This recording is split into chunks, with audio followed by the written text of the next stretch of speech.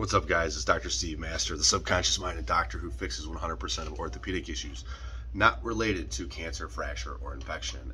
And I want to go over today the gender roles that exist that have been programmed from society,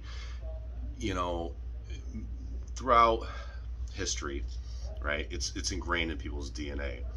And through these engrams that exist from past lives, these gender roles have existed where women don't have a voice, but it's perpetuated with a lot of anger, and this anger carries on. So what happens is women realize that they have a voice, and these men still want to have control over women because of the gender roles and things like that. But what ends up happening, because a lot of the females have this inner knowing now that they have the power and they have free will, they have a lot of bitterness and anger, and they're angry, and they hold on to the anger. And I always say, you will be punished not for your anger, but by your anger. So what happens now is they create force, and they have this belief system. Many do have this belief system that I'm savage, right? Because they're angry and they're reaching out and they're bitter, and they take it out against men, and then they hate men, and in that energy it attracts then that sex to have men that judge them that way.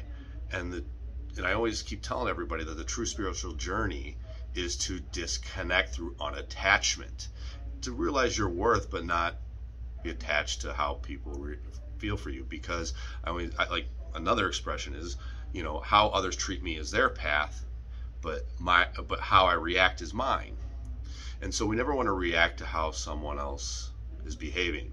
Because the truth of the matter is when we react, it's because, and we're triggered, it's only being triggered because there's a part of you that needs to be healed. That's it. Because otherwise you probably wouldn't even attract that situation in your life. It's the law of attraction. We attract what we think and what we believe. So in that belief system, you have to be conscious, and you must be aware of when you are triggered. And to know that anger and that frustration that closes the heart chakra, because it's a matter of protection, because people love in the best way they know how. You always have to remember that.